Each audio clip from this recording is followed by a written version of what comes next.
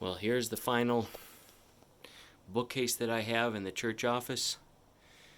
Got this one here, and then of course this one next to it. And this one's tough because it's all reference works and things that I will reference regularly, but that are also big and bulky and will be prohibitive to ship overseas. So this one's tough to go through. But we got here the Holman Bible Atlas, which is my favorite Bible atlas. An atlas is just kind of a chronology of the events of the Old and New Testaments with maps, timelines, charts, things like that. Synopsis of the four Gospels. So here you have um, uh, not just the synoptic Gospels of Matthew, Mark, and Luke, but also the fourth Gospel, and they're printed side by side, kind of bracketed by pericope. So here's the different stories and events of Jesus' life, but then it's got each of the four Gospels have a different version of it, and this has them side by side. So you can read the same account side by side. And it's super handy, very handy. Here's a dictionary of New Testament theology. This is a Greek dictionary, an ancient Greek dictionary. So the New Testament was written in Koine Greek. And so if you want to know the definition of a word, it'd be kind of helpful to look up the English definition of that word, but not really. What you really want to do is look up the Greek definition of the Greek word that you're looking up, that you're curious about, and not just a Greek definition of the Greek word, but the Koine Greek. So how were the authors using that word at the time they wrote it? That's what this book is for. It's a dictionary. Koine Greek dictionary. Here's a commentary. The Death of Messiah. It's kind of a weird looking. It's a box. It's a cover box. There's 2 volumes in there. It's from the Anchor Reference Library. But anyway, it's a commentary on the Passion narratives in the Scriptures by Raymond Brown. I think, I don't know, is there anybody, this might have changed, but up until a couple of years ago, he was the guy. I mean, there's nobody that knows anything more about it than he does. He also wrote a commentary on Matthew and Luke, the birth of the Messiah. Here's a Greek New Testament. So it's just this is just the Greek New, the very words that were written, right? It's just Greek. Dead Sea Scrolls Bible, so they uncovered the Dead Sea Scrolls, and here's the English translation of those scrolls. Not of every single one of the scrolls, but they have it. It's structured like the Bible is structured. So all the scriptures that we have scrolls for is written in there. It's handy because you get to see similarities and differences, and also what we have in the Dead Sea Scrolls. So if it breaks off, it'll say like, hey, this is all we have found in the Dead Sea Scrolls from Genesis or wherever. Okay, so this is a Koine Greek dictionary. Here's the Hebrew equivalent of that, the Theological Word Book of the Old Testament.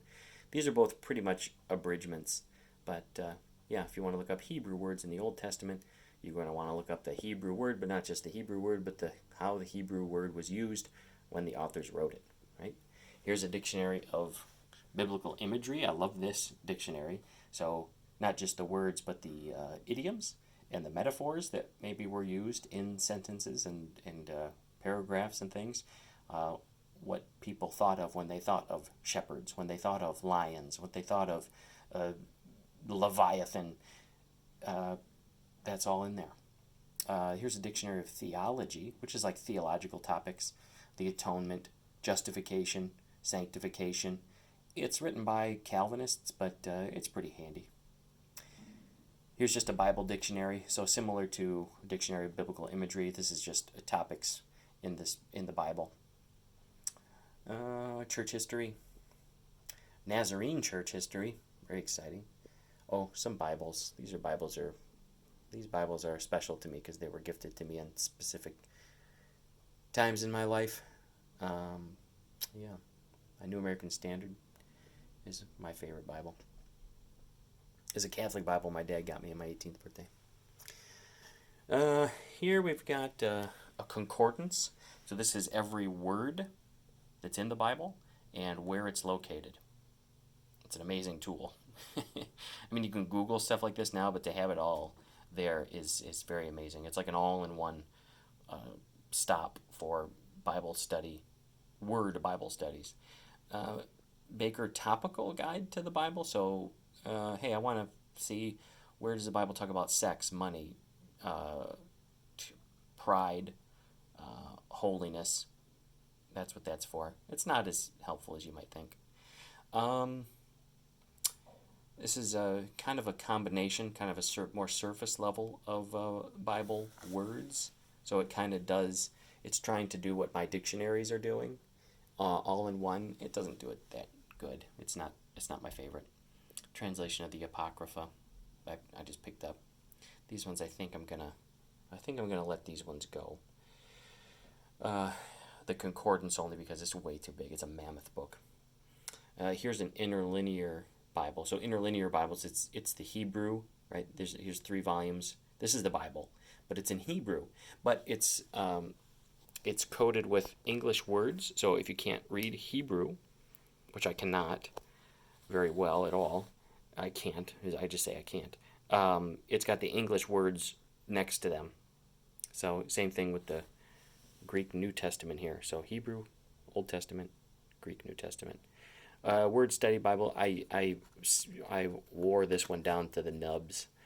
This is a New Testament that has just the Greek words. So same thing as this, except it's also got a dictionary in the back, and it's very handy. Dictionary of Early Christian Beliefs. So what did the earliest Christians think about? Oh, abortion. What did they think about the incarnation? And by early Christian, I think it's pretty much ante-Nicene. So before the Nicene Council of Nicaea. I'm pretty sure that's what it is. It might go after that too. But Dictionary of the Christian Church, a history, and another Bible dictionary. I don't like this one as much. This one's more like academic. I think I'm going to hang on to this one. This one's more, I don't know, accessible maybe. Here's some Bibles, some study Bibles, NIV, CEB. I don't like the CEB, but I like the Wesley Study Bible notes. Here's a New King James with Eastern Orthodox notes. Here's just kind of an academic, I think it's NRSV. What is it? Oh, it's a Revised Standard with the Apocrypha. Oxford Annotated, so it's just like, I don't know, like what a scholar might think about things. It's not like written by a believer or anything, or the notes aren't written by believers. Here's an NRSV. So RSV, NRSV. Here's a Amplified Bible. I don't much care for Amplified Bible. In fact, I don't like them at all. An ESV and another NRSV. This one I think has the Deuterocanon. Yeah. So just some reference Bibles. I don't know what to do with all these. So here's some textual criticism, Bible study books. Encountering the manuscripts. So it's just a kind of a reference work of biblical manuscripts and what we have where. A book on the Dead Sea Scrolls, textual criticism. And this is just of all the manuscripts we have, how do we know which ones are the original? What's the original wording? Well, this is the whole science of textual criticism. How to read the Bible for all it's worth. I have multiple copies of these because I give these books out to people who are interested. Very helpful book on reading the Bible. I honestly don't know what this is. Here's some just personal stuff. Robert's Rules of Orders. Robert's Rules of Order. You gotta chair those board meetings. You got to get motions. You got to do it properly.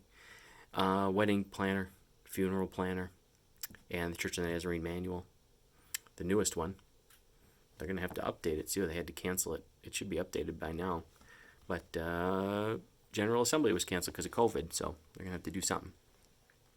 Here's a Message, translation of the Message. It's not Message, is a paraphrase. It's not a translation. Good News Bible, TNIV, NLT, and Holman Christian Standard New Testament. I try to get a variety of translations. I've got a ton. Here is kind of like a Bible dictionary, but these are Bible encyclopedias. So it's just very in-depth on lots of topics you might find in the Bible. Up here we got the old Nazarene commentaries, the Beacon Bible commentaries by Nazarenes. Here we have the complete works of John Wesley. What am I going to do with these? I use them, I reference them, but look at how many there are. You could probably find it all online now too. It's probably free. so I just can't justify keeping it. I don't know what I'm going to do. This kind of came with the office. And you see the overhang there on the bookshelf? I can't even pull these books out. They're just there kind of for looks, I guess. I think it's just a kind of a walkthrough of the Bible. Yeah, and then there's the Bible at the end. So, I don't know, it's got pictures and stuff. I kind of glanced at it a little bit, but never had the need to use it. Same thing up here. Someone gifted me these. I use these every once in a while. But this guy Lockyer, he just kind of, well, what are they? All the teachings of Jesus, all the miracles in the Bible, all the doctrines of the Bible, all the apostles of the Bible, all the trades and occupations of the Bible, right? All the prophecies, all the prayers. Handy reference works, right? But again, with Google, and there's online references that help with that kind of stuff nowadays. So I don't know what I'm going to do. So here's some just books on biography on Calvin. Here's biography on Bonhoeffer. I enjoyed reading that. Another Metaxas book. Plain Account of Christian Perfection. This is John Wesley. Good book. Very good book. Some more C.S. Lewis, Till We Have Faces, Screwtape Letters. Pilgrim's Progress. These I have here to... These are kind of overflow from my personal library. Pilgrim's Progress, a biography of G.K. Chesterton, Defiant Joy. Biography of Francis of Assisi. Then we have some books on raising kids. No More Christian Nice Guy. I guess that's not really raising kids, but that's Paul Coughlin. He did Free Us from Bullying.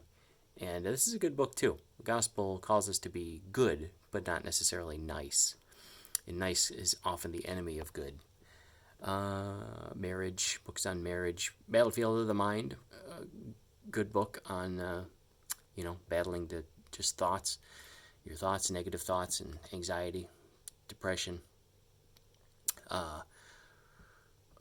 Porn, and trying to figure out yourself as you're younger. A book on grieving. Saving Your Marriage Before It Starts. I kind of walk couples through this through pre-marriage counseling. The Parrots. Just some other stuff. I don't know. I picked these up. What do we got over here? This is kind of apologetics. Case for Christ. So that's Lee Strobel. Very good book. Why I'm a Nazarene. Somebody wrote that. I haven't read it yet, but it kind of contrasts Nazarene with other denominations. Not just denominations, but like religions, I think. Differences in denominations. This is a good book. Answers for Chicken Little. It's about, it's written by Dan Boone, the president of Trevecca Nazarene. It's about kind of the correct way of understanding the book of Revelation. Lots of people come in with questions about Revelation, and I've handed that book out to lots of people. It doesn't quite give the answers that people seem to be looking for. They want more sensational answers, but these are the true answers. So, just a book on Reinventing Jesus is on kind of the historical Jesus quest. This is a Ravi Zacharias book comparing Jesus with other religious leaders, Buddha, Muhammad, that kind of thing. Devotional Walking with Frodo's devotional of Lord of the Rings. Lord of the Rings devotional, kind of daily readings.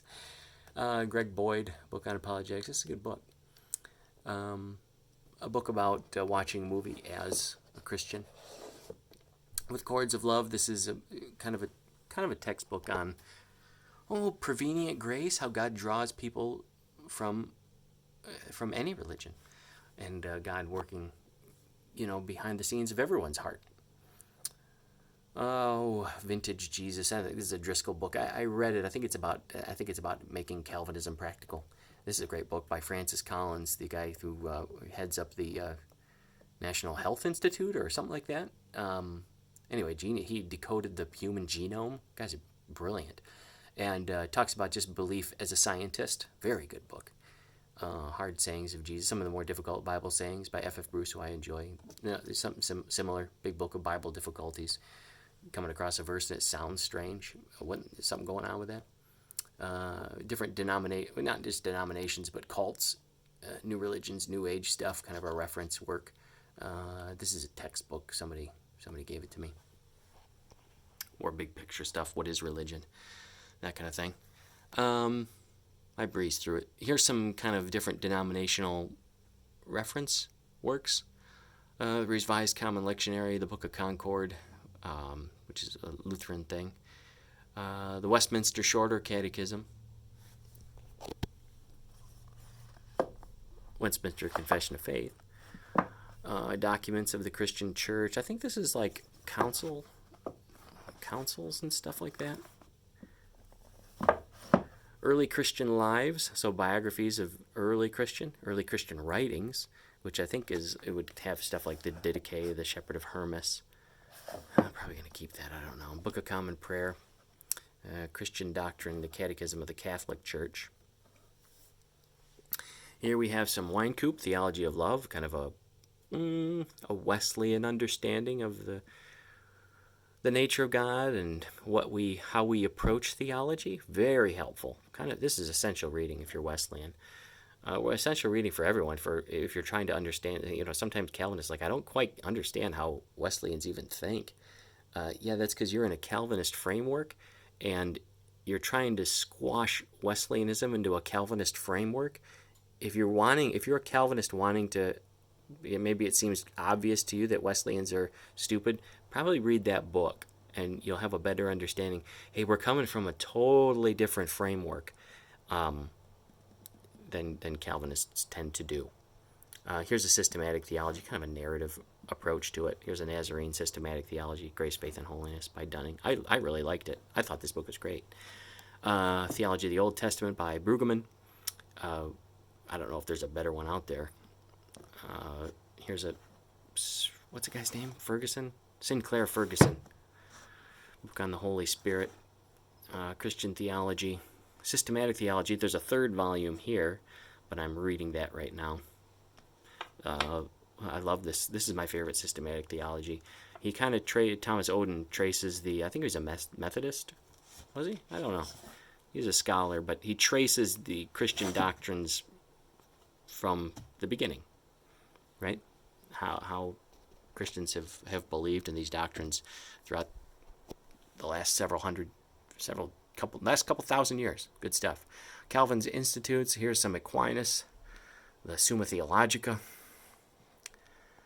Oh, I got these in print because I need to read print and I need to read the Summa. And then I got the Summa Contra Gentiles. So I don't know what I'm going to do with these. I'm sad as I go through these because I got to decide which ones I'm going to keep. A lot of these I'm just going to get rid of. Maybe even all of these. Although there's some good ones I'm seeing. E.M. Bounds on Prayer. I've read almost all of E.M. Bounds. The Way of Holiness. This is Phoebe Palmer. Good reference work. Very convicting. Not convicting in the best possible way. Reinhold Niebuhr. A book on prayer walking. We did some prayer walking, just, walking and praying. This is good stuff. What a great approach to prayer, and especially in the context that we live in today. Praying for others in the neighborhood that you live in. The Holy Longing. This is kind of a book about spirituality. I don't know if he's Catholic. I think he might be Catholic, but it was really good. Not sure. Long Obedience in the Same Direction by Peterson. That's a great book on discipleship, and not a quick answer to discipleship, but we're called to lifelong pursuit of Christ. Some of these are good. All these are probably pretty good. The Pursuit of God's very good. A.W. Tozer's Pursuit of God. Some more E.M. Bounds. Some N.T. Wright. Scott McKnight. That's a very good book. The Jesus Creed is really good. Some John Stott. Oh, and some more Bounds. So I've got multiple overlapping things. I've got the complete works on E.M. Bounds, and then I have the separated works of E.M. Bounds. Scott Daniels' First 100 Days, What to Do and Not to Do as a New Pastor. This was helpful. If I can say, a lot of common sense type stuff. Like, don't do a lot of quick things. Just a lot of common sense, at least to me. Autopsy of a Deceased Church, What Causes Churches to Die. This is kind of church leadership section here. Middle-sized church. Sticky Teams, that was good. How to get teams of people. How to operate an organization that's volunteer. Sunday comes every week. I was hoping for something more with this one. It's about sermon prep and the pastor, and just life, kind of that you know, the cycles of life and how to do that. But I was hoping for more practical stuff. It was more abstract, more just kind of telling stories. Book on missions. This is a very good book. Small is big, slow is fast. What they didn't teach you in seminary. These is good. A lot of practical stuff here. This is a good reminder for churches, kind of getting us out of the growth mindset, growth in terms of just butts and seats type stuff. Book on Gen Z. When Helping Hurts. This is essential reading for anybody that's going to be a pastor, or is a pastor, or is going to be in any type of outreach organization. When Helping Hurts. Read that before you drive yourself crazy. Book on millennials. The organic church. The people who put none when they ask your religion on the surveys. Nuns are, I think, the biggest now in America. The biggest religious group is the nuns, they call them. Maxwell, I'm not a big fan of Maxwell, but this book's handy. Just a very practical guide on marriage counseling. Redemptive Compassion. I think this is the person that wrote Love Inc. Or that created Love Inc. This is a good book. Except the people who need to read it probably won't. Just stereotypes about evangelicals. And then he actually goes through like the research and finds out what evangelicals actually believe, and you realize, oh my gosh, if there's anything like a stereotype or bigotry about a group in America, it's evangelicals. Because what you think you know is wrong. Well, almost everything. Okay. Good stuff. Leadership books, the books on leadership. Leadership. You gotta be a leader. Here's a small group study a couple small group studies. Some textbooks. They assigned these to us in the Nazarene Church. I wasn't too big a fan of these, honestly. History, historical Jesus, historical Paul. Same thing here. There's Bill O'Reilly's book. More historical Jesus. So these guys, like this actual scholars, this is popular.